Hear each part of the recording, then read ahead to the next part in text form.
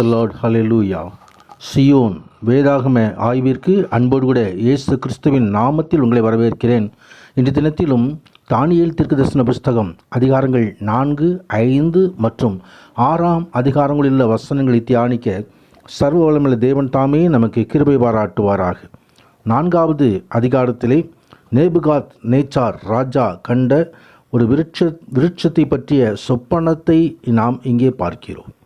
நான் ஒரு சொப்பனத்தை கண்டேன், அது எனக்கு திகிலை உண்டாக்கிற்று. என் படுக்கையின் மேல் எனக்கு உண்டான நினைவுகளும் என் தலையில் தோன்றிய தரிசனங்களும் என்னை கலங்க பண்ணிற்று என்று சொல்லி அந்த சொப்பனத்தை அங்கே அநேக சாஸ்திரிகளும் ஜோசியரும் கல்தேயரும் குறிச்சொல்களும் ஆகிய யாரிடத்தில் சொன்னாலும் அவர்களுக்கு அது அர்த்தம் சொல்ல முடியாமல் போய்விட்டது. எனவேதான் கடைசியிலே இதோ தானியேல் பெல்ஷத்சாரை அந்த பரிசுத்த தேவனுடைய ஆவி உண்டு என்று சொல்லி அறிந்திருந்ததான நேபுகாத் நேச்சார் அந்த சொப்பனத்தை தானியலிடம் சொன்ன பொழுது தானியேல் அதற்கு சரியான ஒரு அர்த்தத்தை சொன்னதை குறித்து நாம் இங்கே பார்க்கிறோம்.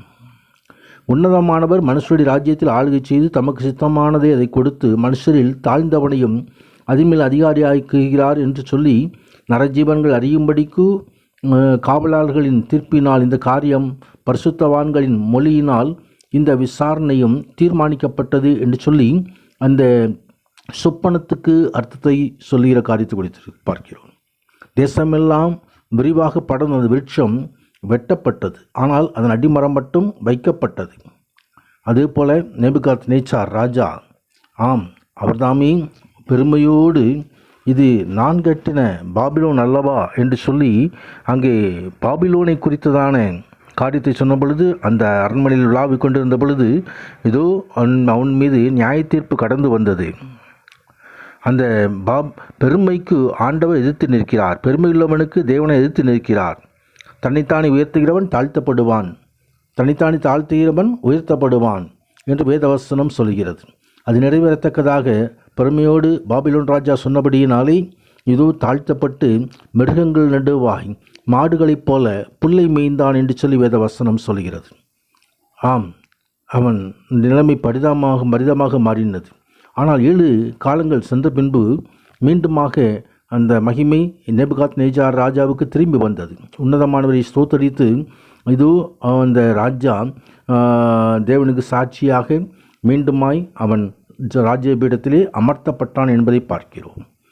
பெருமை நமக்கு எந்த விதத்தில் இருக்கக்கூடாது என்று சொல்லி வேதம் நமக்கு கற்றுத்தருகிறது.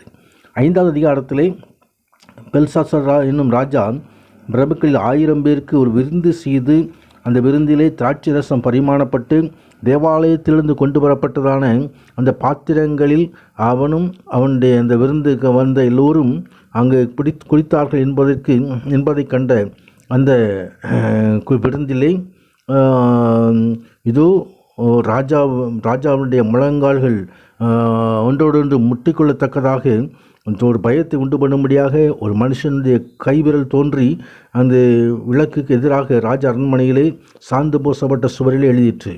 அதன் அர்த்தத்தை தெரியாமல் ராஜா திகைத்த பொழுது தானியேல் வந்து அந்த அர்த்தத்தை சொல்லுகிறதை குறித்து பார்க்கிறோம். அந்த தானியேல் வந்து மேனே தெக்கேல் உப்பார்சின் என்பதே அந்த வார்த்தைகள். அந்த வார்த்தைக்கு அர்த்தம் என்னென்று சொன்னால், தேவன் ராஜ்யத்தை மட்டிட்டு அதை முடிவுண்டாக்கினார் என்பதை, நீ திராசிலே எடுக்கப்பட்டு குறையாக காணப்பட்டாய் என்பதை அங்கே தெரிவித்த பொழுது அங்கே அன்றைய ராத்திரி வேளையிலே அந்த ராஜா மேதியர் பெர்சியர்களால் கொலை செய்யப்பட்டான் என்றும் மேரியனாகிய தரியு தன் 62ஆம் வயதிலே ராஜ்யபாரத்தை கட்டிக்கொண்டான் என்று சொல்லி இங்கே பார்க்கிறோம். தேவனுடைய காரியங்களில் நாம் பரிசுத்தமாய் நடக்க வேண்டும் என்பதை வேதம் நமக்கு கற்றுத்தருகிறது. 6வது அதிகாரத்திலே சிங்க குகையிலே தானியேல் போடப்பட்டதை குறித்து பார்க்கிறோம். இதோ தானியேலுக்கு விரோதமாக அவன் மீது பொறாமை கொண்டதான பிரதானிகள், அவன் மேல் பொறாமை கொண்டதான அநேக சாஸ்திரிகள் எல்லாம் தரியு ராஜாவிடம் சென்று தரியு ராஜாவை தவிர வேறு யாரையும் 30 நாட்கள் வரை வணங்கக்கூடாது, விண்ணப்பம் பண்ணக்கூடாது என்று சொல்லி, அப்படி செய்தால் சிங்க குகையிலே போடப்படுவார்கள் என்று சொல்லி அங்கே ஒரு கட்டளை கொடுக்கப்பட்டு ராஜாவின் கையெழுத்து வைக்கப்பட்டது. ஆனாலும் தானியேல் வழக்கம் போலேயே தேவனுக்கு முன்பாக முழங்காற்படியிட்டு 3 வேளையும் ஜெபம் பண்ணி ஸ்தோத்திரம் செலுத்தினான் என்று பார்க்கிறோம். இதை ராஜாவுக்கு தெரிவித்த பொழுது ராஜா கட்டளைப்படி சிங்க கோயிலை போடப்பட்டாலும் அங்கே சிங்கங்கள் தானியேலை சேதப்படுத்தவில்லை. மறுநாள் காலையில் ராஜா போய் பார்த்த பொழுது இதோ தானியேலை சிங்கங்களின் கைக்கு தப்புவித்த அவரே தப்புவிக்கிறவரும் ரட்சிக்கிறவரும் வானத்திலும் பூமியிலும் அடையாளங்களையும் அற்புதங்களையும் செய்கிறவர் என்று சொல்லி எழுதினான். ஆம், தாவீதுடைய காரியம் ஜெயமாக இருந்தது. அதே தேவன் இன்றைக்கும் நம்மையும் ஜெயமாக நடத்துகிற யெகோவா நிசி தேவன். வெள்ளம் போல சத்துரு வந்தாலும் நமக்காக ஜெயக்கொடி ஏற்றுகிறவர். ஆம், சிங்கங்களின் எல்லா விதமான பயமுறுத்தலுக்கும் சர்ப்பத்தின் கிரியைகளுக்கும் நம்மை தப்புவிக்கிறவர்.